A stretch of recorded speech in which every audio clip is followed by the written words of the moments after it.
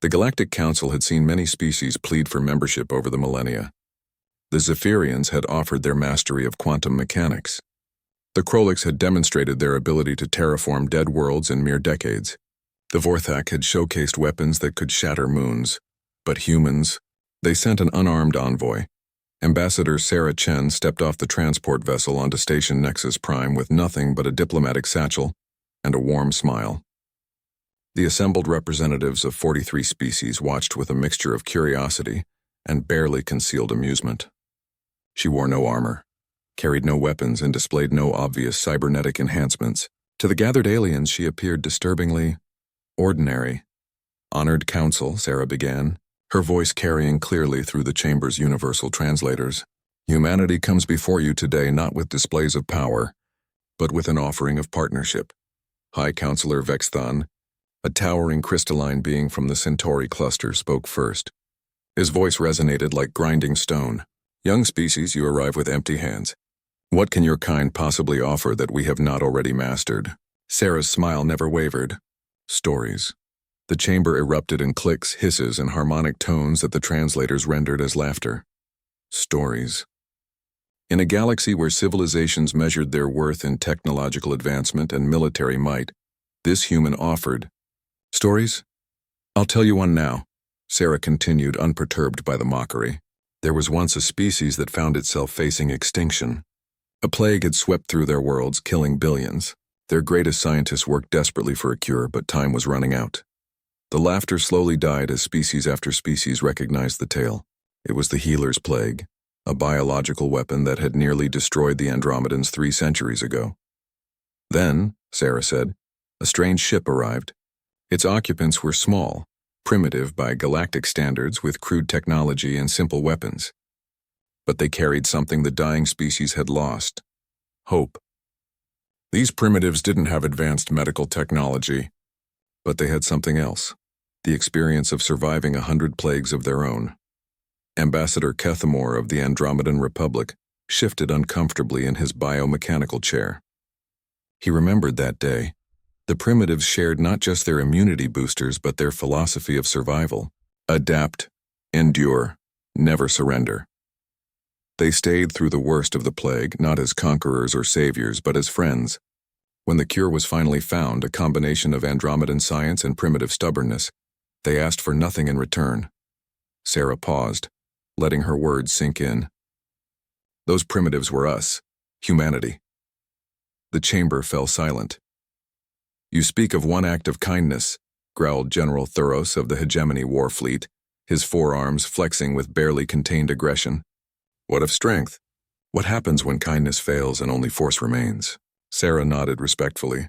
"An excellent question, General. Let me tell you about the siege of Kepler Station." Even Thuros's mandibles clicked in recognition. Every military academy in the galaxy studied that battle. A small human research station, 23 civilians, mostly scientists and their families.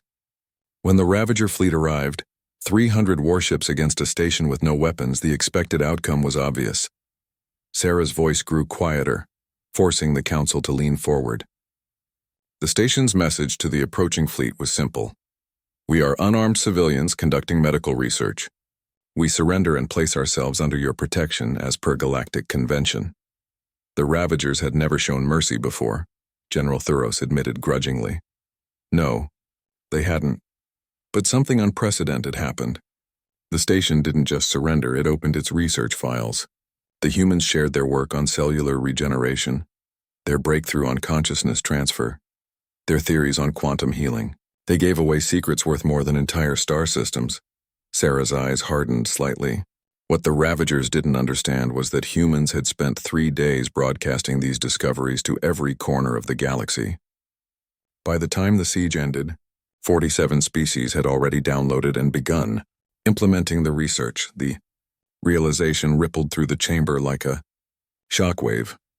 The humans turned their helplessness into the ultimate weapon, Sarah continued. Not because they destroyed their enemies, but because they made destruction pointless. The Ravagers could kill 23 humans, but they couldn't kill the idea that even in the face of annihilation, some beings would choose to give rather than take. High Counselor Vexthon's crystalline form flickered with what his species considered deep thought. You weaponized generosity. We weaponized hope, Sarah corrected. The Ravager fleet dispersed that day, not in defeat but in confusion. Many of their ships never rejoined the collective. They had seen something that challenged everything they believed about strength and survival. Ambassador Kethmore spoke up, his mechanical voice carrying genuine warmth. The plague cure you mentioned, it's saved 17 species since then. Freely shared, never patented.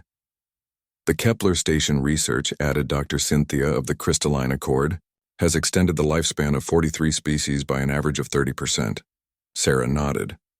Humanity doesn't seek to join the Galactic Council because we have the strongest weapons or the fastest ships. We seek membership because we understand something that raw power cannot teach. True strength lies not in what you can take, but in what you choose to give. She opened her diplomatic satchel and placed a small device on the chamber floor. This contains our complete archives. Every human story, every song, every philosophical treatise, every scientific breakthrough we've made in our brief existence. We offer it freely whether you accept our membership or not. The chamber remained silent for long moments. Finally, High Counselor Vexthon spoke. In 10,000 years, no species has ever come before us unarmed. Yet looking at you now, Ambassador Chen, I realize we may have been thinking about weapons entirely wrong. The vote for humanity's admission to the Galactic Council was unanimous. Years later, when historians studied the moment that changed galactic civilization, they noted that the human ambassador never once mentioned their species' military capabilities, their expanding fleet, or their recent development of antimatter weapons. She didn't need to, after all. A species that could turn surrender into victory and generosity into strength was far too dangerous to keep as enemies, and far too valuable to refuse as friends. The galaxy was indeed never the same,